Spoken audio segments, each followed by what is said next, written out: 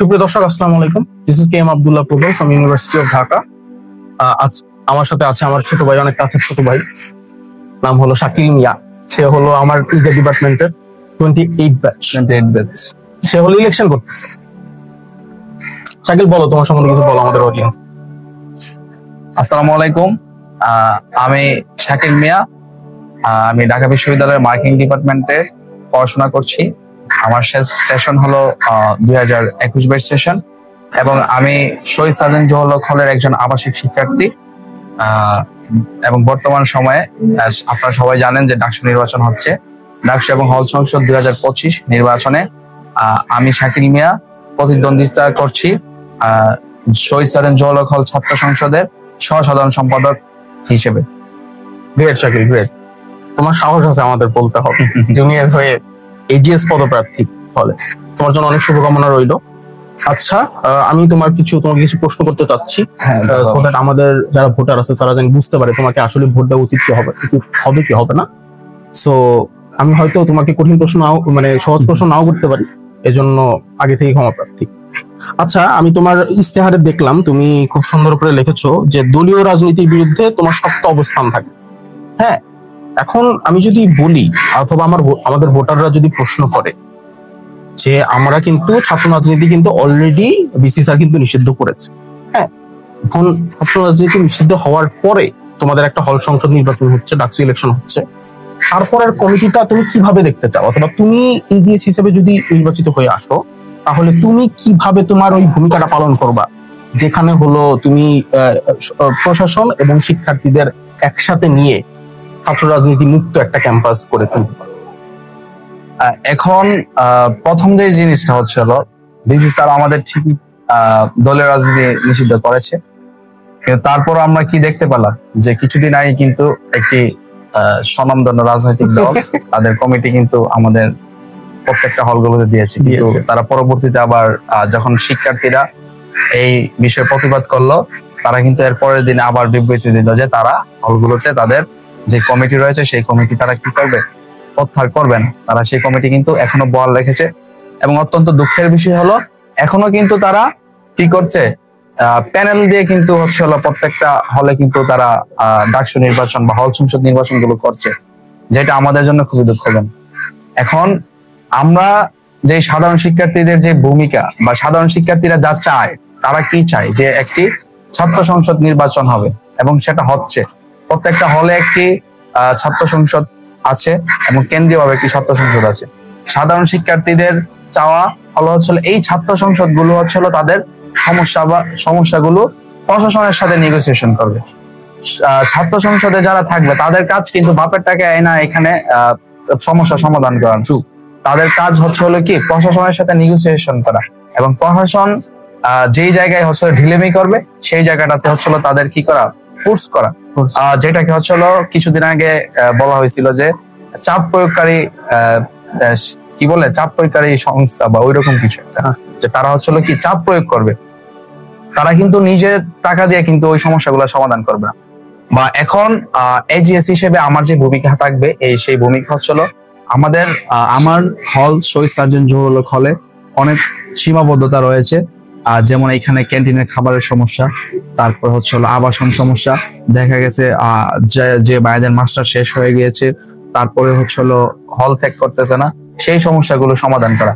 এবং প্রথম বর্ষের একটা শিক্ষার্থী যখন ঢাকা বিশ্ববিদ্যালয়ে আসবে, সে যখন তার যেদিন থেকে ক্লাস শুরু হবে সেদিন থেকে সে যাতে হলে একটা সিট পায় সেই ব্যবস্থা করা। এবং মেইন যে কাজটা বা দায়িত্ব থাকবে সেটা প্রশাসনের সাথে শিক্ষার্থীদের হয়ে প্রশাসনের সাথে নেগোসিয়েশন করা।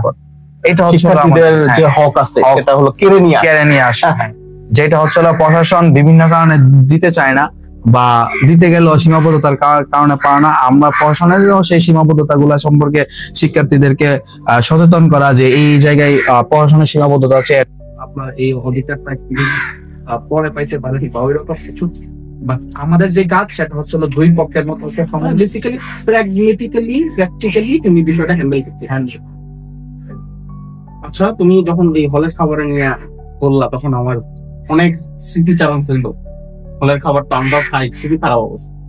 স্পেশালি ডেভেলপ হলে হলের খাবার, তারপরে ওয়াইফাই এর সমস্যাটা কিন্তু খুবই ভাই আছে, বুঝছো? তো এইগুলো প্রবলেম সলভ করার জন্য তোমার কোন স্পেসিফিক রোড ম্যাপ আছে, কিভাবে তুমি সলভ করতে পারো? হ্যাঁ, আচ্ছা, আমাদের যে প্রথমে যদি দুইটা পয়েন্ট এখানে একটা খাবার সমস্যা আছে, খাবার সমস্যাটা যদি বলতে চাই, আমার মনে হয় এই সমস্যা ঢাকা বিশ্ববিদ্যালয় শিশু আমরা যখন প্রথম বর্ষে ছিলাম তখনও কিন্তু এই খাবার সমস্যা আমরা পাই আসছি। এখন ফোর্থ ইয়ারে পড়ি, এখনো কিন্তু আমাদের এই সেম একটা সমস্যা কিন্তু আমরা হচ্ছে ফেস করতে, যেটা ছিল আমাদের খাবারের যে সমস্যাটা। So, আমার মনে হয় যে এখানে বিশ্ববিদ্যালয়ের প্রশাসনের বরাদ্দ বাড়ানো উচিত। বিশ্ববিদ্যালয়ের প্রশাসন যেটা বরাদ্দটা পাবে সেটা সরকারের কাছ থেকে। আমার মনে হয় সরকারের এই দিকে হচ্ছে নজর দেওয়া উচিত, কারণ বাংলাদেশের মেধাবী একজন শিক্ষার্থী সে ঢাকা বিশ্ববিদ্যালয়ে পড়াশোনা করে, যারা মেধাবী তারাই কিন্তু ঢাকা বিশ্ববিদ্যালয়। তো একটা ছেলে হচ্ছিল খাবারের অসুবিধায় সে ঠিক মতো যখন খাইতে খাওয়া দাওয়া করতে পারবে না। আমি একটি স্ট্যাটিস্টিক শেয়ার করি, আমার নাম্বারটা ঠিক মতো মনে নাই, বাট একজন মানুষের সুস্থভাবে জীবনযাপন করার জন্য প্রতিদিন মনে হয় 2500 ক্যালোরির মতো মানে ইনটেক্স দিতে হয়, বুঝছো? কিন্তু একটা রিসার্চ, জাহাঙ্গীরনগরের একটা রিসার্চ দেখলাম, একটা প্রথম আলোতে আসছিল মোস্ট প্রবাবলি। তো ঢাকা বিশ্ববিদ্যালয়ের স্টুডেন্টরা ওনারা হলো রিসার্চটা করছিল হলো আমাদের সূর্য শ্যামলের খাবারের উপর, বুঝছো? এখানে পানি ডাল পুরো পানি। সো ওই খাবার থেকে ওরা রিসার্চ করে বের করলো যে আমরা হলো ঢাকা বিশ্ববিদ্যালয়ের যারা স্টুডেন্ট হলো প্রতিদিন মাত্র, যেখানে হলো আমাদের 2500 হওয়ার টাকা, মাত্র 2500 টাকা, যেখানে মাত্র আমরা আজকাল মানে 1800 ধরো যে ক্যালোরি আমরা ইনটেক করতেছি। তুমি দেখতেছো এখানে কত 700 ক্যালোরির একটা কিন্তু গ্যাপ থাকতেছে। হ্যাঁ, এখন তুমি ডেফিনেটলি পড়াশোনা করার জন্য তো ডেফিনেটলি আমাদের ওই ধরনের খাবার টাবার সব এই প্রবলেম আসলে অনেক একটু আই থিঙ্ক তোমরা কি ভালো ব্যবস্থা বলবো। হ্যাঁ, ওই যে যেটা বললাম যে আমরা হচ্ছিল আমরা বলতে হচ্ছিল সরকারের সাথে হচ্ছিল এই ব্যাপারে একটা নেগোসিয়েশন করা দরকার, যে ঢাকা বিশ্ববিদ্যালয়ের যে হলগুলো রয়েছে সে হলগুলোতে যে যেন হচ্ছিল সরকারের খাদ্য যে সেটা থেকে বরাদ্দ বাড়ানো, কারণ সরকারের সুনজর ছাড়া এই সমস্যার সমাধান করা খুবই টাফ হয়ে যাবে। এই ওয়াইফাই প্রবলেম ওয়াইফাই প্রবলেমটা আমরা দেখতে পাচ্ছি যে আমাদের সরকার স্টারলিংক এখানে বাংলাদেশে এনেছে।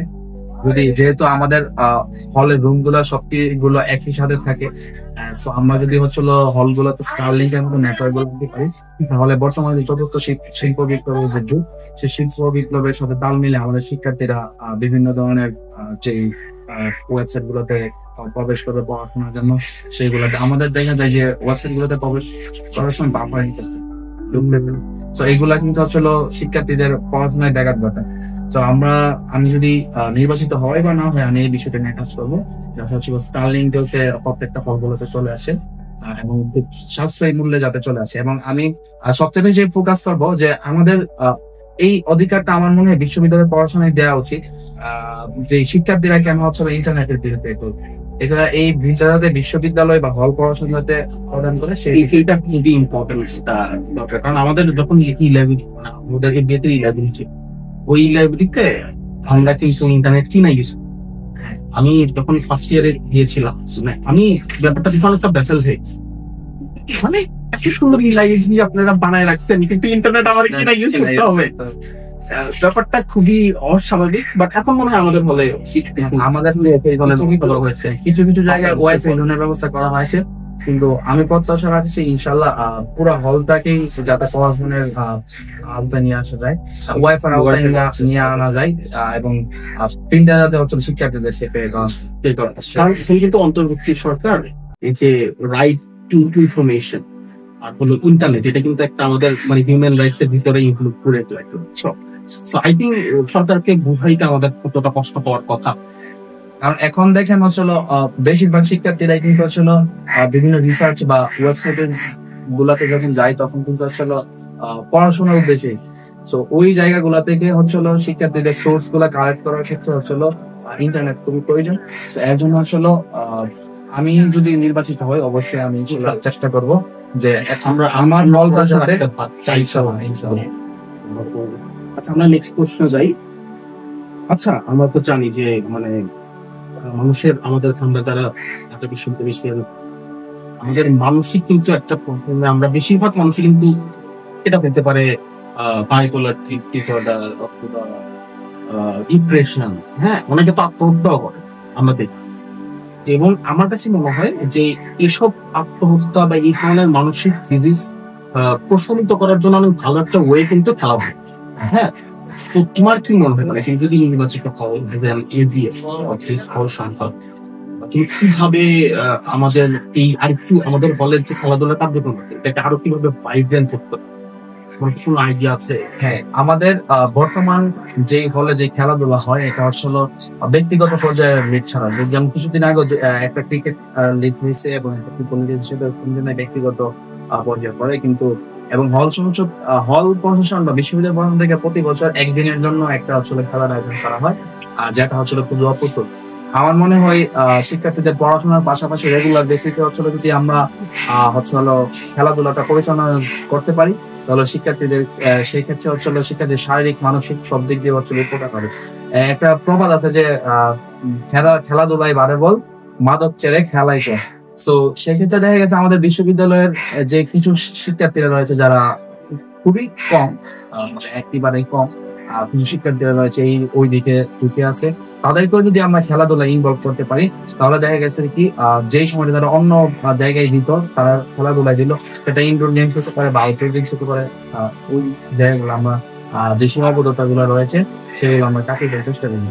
এবং সেখানে আসলে নিয়মিত ভিত্তিতে আসলে ফুটবল বা ক্রিকেট টুর্নামেন্ট থাকতে পারে বা ইনডোর যেগুলো আছে সেখানে বিভিন্ন ধরনের খেলা রয়েছে সেইগুলো আসলে আমরা পরিচালনা করব।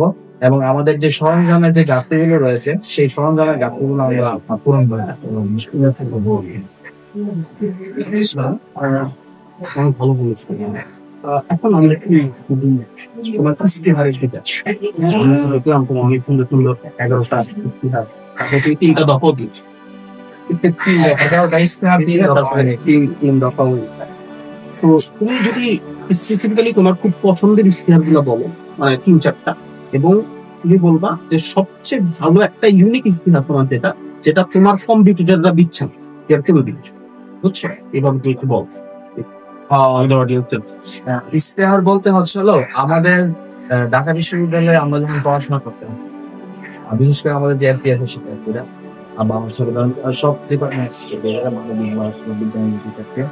আমাদের হচ্ছে হলো মেইন যে ইনকাম টিউশন।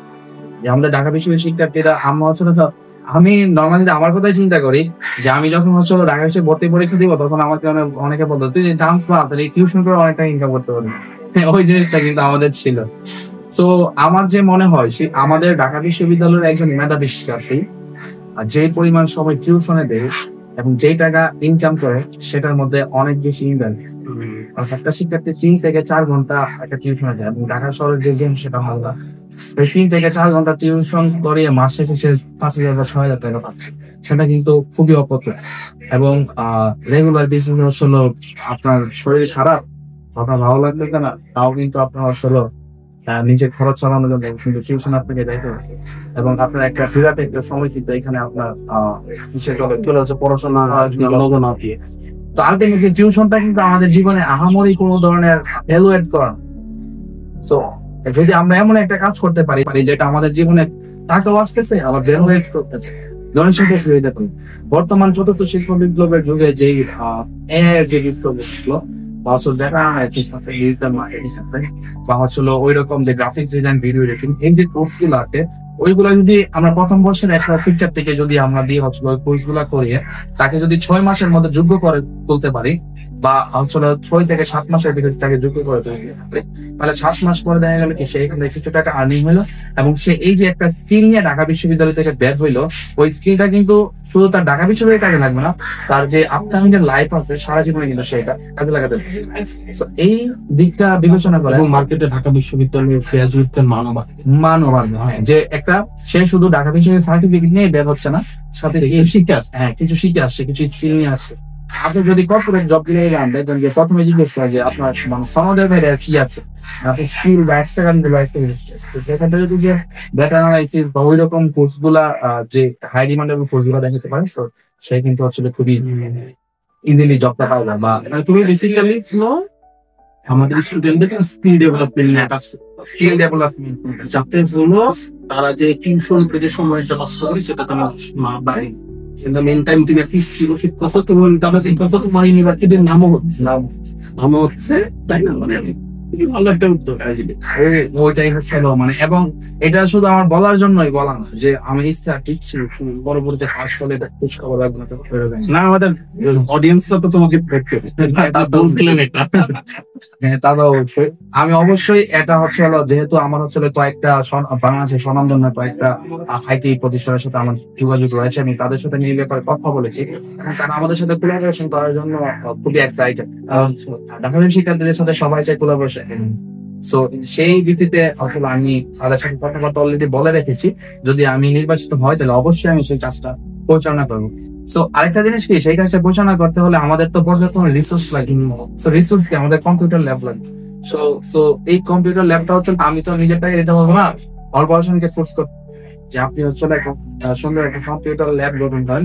এবং আমি সরকারকেও হচ্ছে অনুরোধ জানাই, আমি নির্বাচিত হয় বা না হয়, আপনার প্রত্যেকটা ঢাকা বিশ্ববিদ্যালয়ের যে হলগুলা রয়েছে সেই প্রত্যেকটা হলগুলাতে অ্যাটলিস্ট কম পক্ষে হইলেও 10 থেকে 15টা উন্নত মানের কম্পিউটার বা ডেস্কটপের ব্যবস্থা করে দেবেন, যাতে আমাদের শিক্ষার্থীরা শুধুমাত্র সনদ নিয়ে বের না হয়, যাতে তারা হচ্ছে কোনো একটা স্কিল নিয়ে বের হতে পারে। এবং আমরা শুধুমাত্র বাংলাদেশে নয়, বিশ্ব দরবারেও যাতে আমাদের শিক্ষার্থীরা প্রতিযোগিতা করতে পারে সেই দিকটিও বিবেচনা রাখবে। আচ্ছা, এখন আমরা তো অনেক ফিউচার প্রসপেক্টে কথা বলবো, আমরা এখন একটু প্রবলেমে ফেটে আমরা কিন্তু দেখি মানে বহিরাগত প্রবলেম কিন্তু মোটামুটি একটা প্রবলেম, এবং মাঝে মাঝে অনেক কিছু চুরিও হয়, এটা কিন্তু একটা দেখার মতো নজর দেওয়ার মতো প্রবলেম। এই প্রবলেমটা সলভ করার জন্য তুমি আচ্ছা, আমাদের আপনি হয়তো দেখেছেন যে আমাদের হলে অলরেডি হচ্ছে ডিজিটাল কার্ডের মাধ্যমে হচ্ছে একটা সাইকেল করে যেমন আই থিঙ্ক আমাদের হচ্ছে হল গেটে ওই রকম কিছু একটা যদি আমরা তৈরি করতে পারি, হ্যাঁ ওইটা ঢুকতে হবে। এবং আমাদের পুরো হল হচ্ছে সিসি ক্যামেরা আওতায় আনতে হবে, যে যেন আমরা কিছুদিন পর পরে দেখি নতুন জুতা রাখলে জুতা চুরি হয়ে যায়, নতুন শার্ট আনলে বা কিছু নতুন জিনিস যদি আমরা বাইরে শুকাতে দিই তখন সেগুলো চুরি হয়। সো আই থিঙ্ক পুরো হলটাকে যদি আমরা সিসি ক্যামেরার আওতায় নিয়ে আসতে পারি, ওই সমস্যাগুলো হয়তো সমাধান হবে। এবং বহিরাগতদের ভিতরে ঢোকার ক্ষেত্রে আমাদের যে হল গার্ডরা রয়েছে তাদের কারো সচেতন করে আলটিমেটলি যেটা বললাম যে আমরা যদি ওই কার্ড পাঞ্চের ব্যাপারটা যদি আমরা নিয়ে আসতে পারি, হ্যাঁ তাহলে হয়তো অনেকটাই একটা ডিজিটালাইজ যদি চলে আসে, এবং ব্যাপারটা কিন্তু অনেক হাই ফাই হয়ে যায়। ঢাকা বিশ্ববিদ্যালয়ে এইভাবে ঢুকতে হয়, এইভাবে। এবং আমার মনে হয় ওভারঅল কোয়ালিটি বেটার হবে আমাদের, কারণ একটা প্রভাব বলছে না যে you are the average of 5 people that you hang out, মানে তুমি যে 5টা মানুষের সাথে হ্যাং আউট করো তারই একটা অ্যাভারেজ। তুমি যদি আমরা যদি ওই ধরনের সিস্টেম যদি না থাকে, যে কোনো সময় কিন্তু কোনো ধরো যে গাঁজা বা অন্য কোনো ধরনের নেশাগ্রস্ত লোক করতে পারে, তাদের সাথে তুমি আড্ডাও দিতে পারো। হ্যাঁ, সেটা কিন্তু সমস্যা। বিগত সময়গুলোতে কিন্তু আমরা এগুলো হয়ে দেখে এসেছি যে এলাকার কেউ এসে এখানে 2 মাস 3 মাস বছর অনেক 2-3 বছরও কিন্তু হলগুলোতে থেকে গেছে ওই বিগত সরকার। এই দিকটা যাতে আর না করতে, সেক্ষেত্রে আমরা হচ্ছে ডিজিটালাইজ সিস্টেম চালু করতে হবে।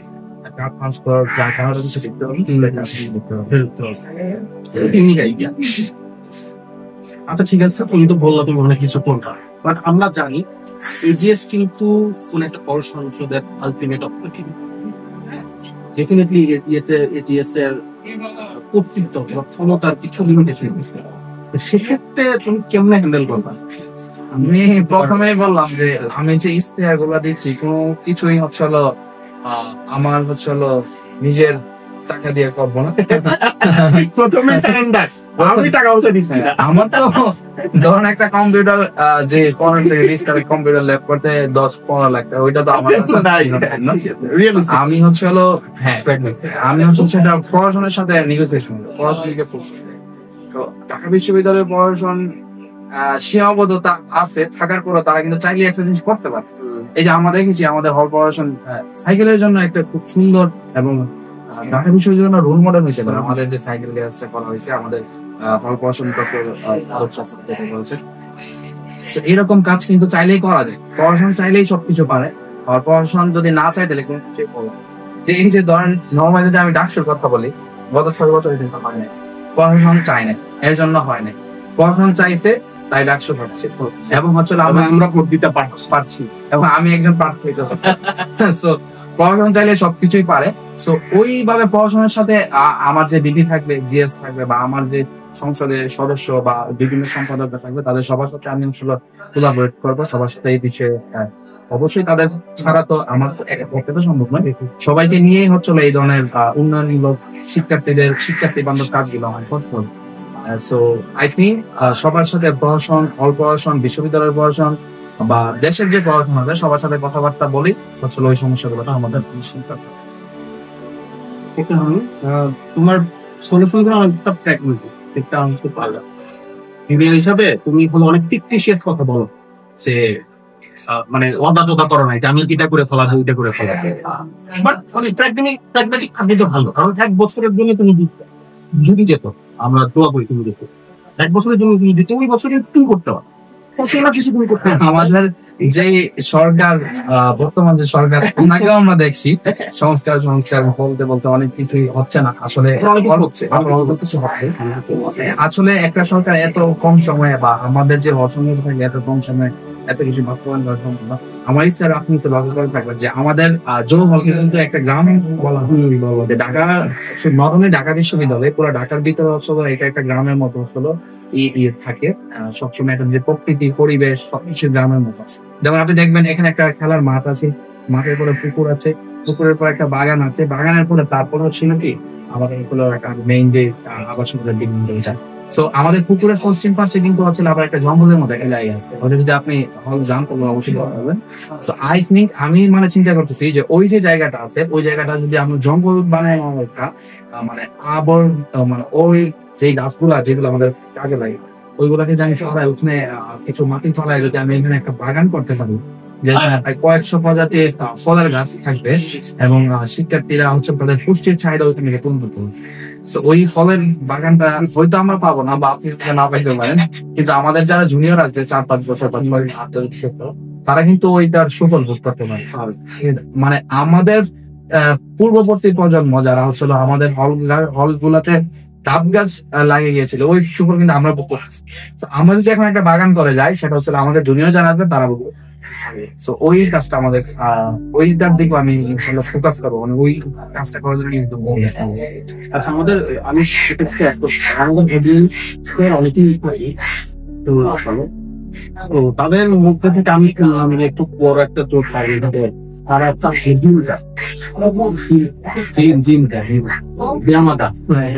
সেই বিষয়ে তো আপনি নিজে হতো, সেই বিষয়ে তোমার কি মানে তুমি কিভাবে তাদের হেল্প করবো? তাদের হেল্প বলতে হচ্ছিল আমাদের আমরা জানি আমাদের ঢাকা বিশ্ববিদ্যালয়ের ইতিমধ্যে হচ্ছিল একটা বড় একটা বাজেট পাইছে সরকারি থেকে, যেটা 2048 এবং সেখানে কিন্তু আমাদের হলের যে টিন শেড ভবনটা আছে সেই টিন শেড ভবন ভেঙে ওখানে কিন্তু বিল্ডিং আছে। সো আই থিঙ্ক আমরা হচ্ছে ওই জায়গায় ওই যে নতুন বিল্ডিংটা হবে ওখানে আমরা হচ্ছিল উন্নত মানের সরঞ্জাম দিয়ে একটা হচ্ছিল জিমনেশিয়াম ব্যবস্থা আমরা করতে পারি, যেন হচ্ছে আমাদের শিক্ষার্থীদের শারীরিক ভাবে হচ্ছিল খুবই সবল রাখতে পারে। কিন্তু এই মুহূর্তে আসলে নতুন ভাবে হচ্ছিল জিমনেশিয়াম করা আসলে একটু টাফ হয়ে যাবে, আর এটা খুবই খরচের একটা ব্যাপার রয়েছে। সবকিছু মিলিয়ে হয়তো এখন হয়তো হবে না, ওই যে বিল্ডিংটা যখন হবে তখন আমরা হয়তো ওইটা সহজে করতেছি। আমার মনে হয় আমাদের অডিয়েন্সটা তোমার নাম দিবে প্র্যাগমেটিক সাথী অথবা প্র্যাকটিক্যাল সাথী। এই সবসময় প্র্যাকটিক্যালিটির ভিত্তিতে কথা। হ্যাঁ, ধরুন এখন আমি বললাম যে আমি পাস হওয়ার পরে পরের দিনে আমি এটা তো সম্ভব না, তো তখন অডিয়েন্সরা বলবে যে পুরা চাপা মারতে। Thank you Shakil, thanks for joining. তোমার ব্যালট নাম্বার বলে দাও।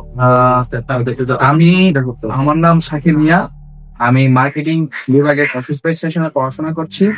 আমি হচ্ছে শহীদ সাদেন জহুরুল হল ছাত্র সংসদ নির্বাচনে সহ সাধারণ সম্পাদক এজিএস পদপ্রার্থী। আপনারা যারা শহীদ সাদেন জহুরুল হলে রয়েছেন, আমি আপনাদের সবার দোয়া, সমর্থন, পরামর্শ এবং আপনাদের কাছে ভোট চাই। এবং শহীদ সাদেন জহুরুল হলের বাইরে যারা আছেন তাদের কাছে আমি দোয়া এবং সমর্থন চাই। আপনারা আমার জন্য দোয়া করবেন যাতে আমি নির্বাচিত হতে পারি এবং যে কথাগুলা বলি আজকে এখানে বললাম সেগুলো যাতে আমি বাস্তবায়ন করতে পারি। আমি সবার কাছে দোয়া চাই। আসসালামু আলাইকুম। Thank you everyone. এরই সাথে সাথে আমরা আমাদের টাকসু টক্স ইভেন্টটা শেষ করছি। ইনশাল্লাহ আমরা আরো কয়েকটা পডকাস্ট নিয়ে আসবো। আমরা আপনাদের জানানোর চেষ্টা করবো আমাদের প্রার্থীদের ইতিহাস কি, আমরা তাদের অনেক কঠিন প্রশ্ন করার চেষ্টা করবো যাতে আমরা বুঝতে পারি তারা আসলেই কি আমাদের জন্য কাজ করতে ইচ্ছুক হচ্ছে। সো থ্যাংক ইউ শাকিল, ইনশাল্লাহ আবার দেখা হবে এবং তোমার জন্য অনেক শুভকামনা রইলো। হোপফুলি আমাদের অডিয়েন্সরা চিন্তা করবে তোমাদের ইনশাল্লাহ। Thank you.